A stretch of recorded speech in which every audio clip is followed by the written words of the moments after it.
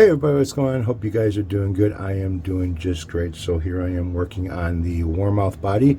Now if you watched my last video, which was the Randy Rhoads Jackson Minion V, I finished that thing up, and that'll be going back to Wally in the Box. Wally in the Box was nice enough to send that guitar to me to keep, but you know, I don't feel right selling it, you know, and making a profit off of it when somebody gave it to me. So right thing to do would be to send it back to him, and then he could do whatever he wants with it. It's basically, you know, his guitar. So that's what I'm going to end up doing with that. But right now I'm working on the Warmoth. I ended up picking up the binding for this yesterday, which was Saturday. Today is Sunday, so I spent yesterday putting the binding on this thing, and that came out really, really nice. So it's a white binding now instead of the cream color that was on here, which doesn't go with the theme of this guitar, which I'm not going to tell you until I start doing it. So I got the grain filler on here, and that came out really, really nice, and I love the way this top looks. I mean, I would dye this top, maybe fill it with take the grain filler and put a dye in it, and then put it on here and then sand it off and have all these lines kind of like pop out at you, and then dye it a different color and then clear coat it. It'll look really, really nice. But there's some issues with this body that probably why the original owner of this didn't do that. So right here there is a significant low spot. As you can see that I'm using the grain filler as kind of a Bondo. I've been using this for grain filler, and this shit works really, really nice. Water cleanup. You mix it inside of a cup with some water. Now this has been sitting for a couple of days, so it's gotten thicker because all the water is evaporating out of it, and it's starting to basically dry. But it's still usable that way. You can use this straight out of the container to fill in small holes and stuff like that, or you can mix it with water, you can mix it with dyes, you can mix it with food coloring. You know, there's a wide range of stuff you could do with this stuff, and if you look it up online, you'll be able to see what I'm talking about. So I've got the grain filling done, and this area here has got a little bit of an issue, but this area here also carries into this area right here. So this is done and complete. I don't have to worry about anything with this.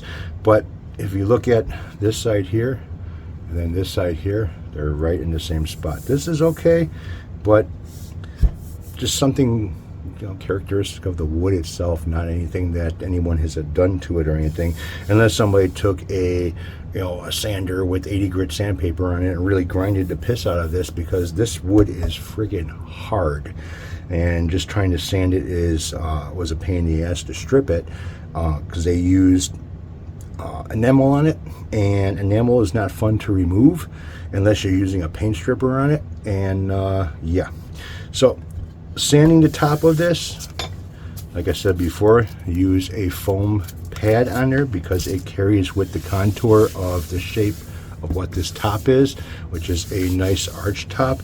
For doing the back of this thing and flat surfaces, well, you just remove the foam pad off of it and put your sandpaper directly on this rotary sander, and that gives you a nice flat surface like it is on the back.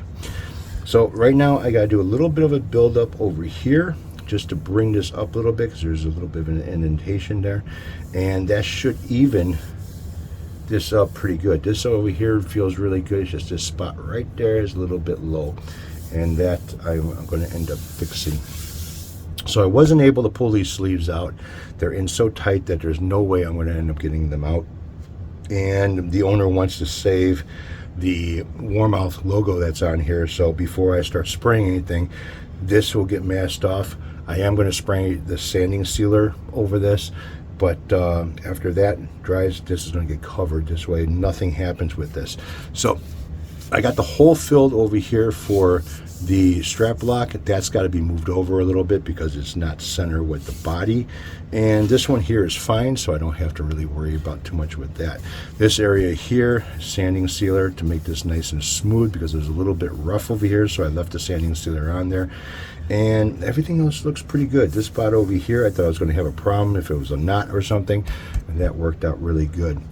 So everything is pretty much done. It's just this spot right here, which I'm going to end up putting a little bit of this. It's already thickened, so I'm going to put a little bit of this right here.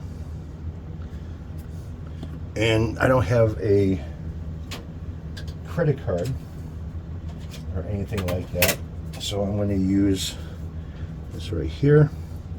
And what I do is I'm going to kind of skim over it lightly.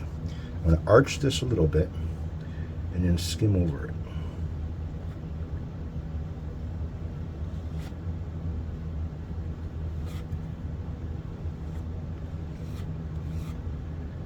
Don't skim too much.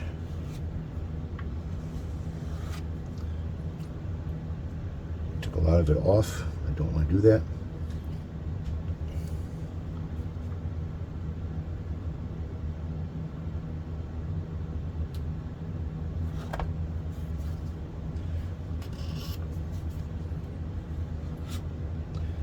Like I said, this stuff here is really, really hard when it dries.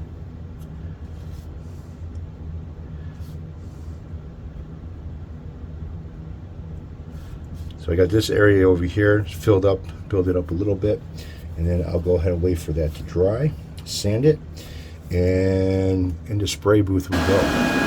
Alright, so the first coat of sanding sealer is on there, and once that dries, I'll probably put about 3 or 4 coats on it before I call it done.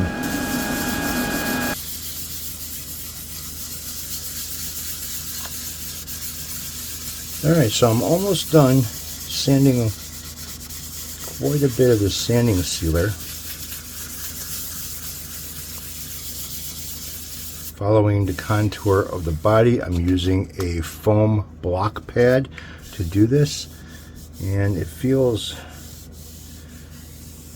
real nice and smooth. Still feel a little bit of the green, not much of it though. And I want to hit it with the sanding sealer again in the garage because I went through a little bit around the edges over here, and yeah, so everything is nice and smooth. You see I kind of went through a little bit with this sandpaper over here. I used the DA on the back, well, rotary sander, and I used the rotary sander on the front with pad, 220 grit sandpaper, and then went over it everything by hand with 400 grit sandpaper, and that made it everything nice and smooth. So I'm going to go in the garage, spray the Mohawk Tone Finish Lacquer. Yeah, I don't know how much tone you're going to get out of this stuff, but we'll see. I doubt it. I don't believe in that stuff. So, back to spraying. You know, when I was in the hospital for my last heart attack, they gave me this thing. It's called a life vest. I've got to wear it all day, every night. The only time I take it off is when I take a shower. Damn thing is a pain in my ass because it hangs around your neck like a purse. It drives me nuts. So I've got the sanding sealer on there, the last of it. So I just let that dry really good and sand it down, and I can start the next process. So anytime you're doing any type of sanding, I don't care if it's wet sanding or dry sanding, I've got this air gun over here that works really, really well as far as getting rid of all the dust. So I'll wipe everything down with a paper towel. I don't have any more tack rags. And then I'll go over it again with the air gun and clean off whatever dust. And always remember, wear a mask. Alright, I'm out of here. You guys have a good rest of your weekend and beginning of the week.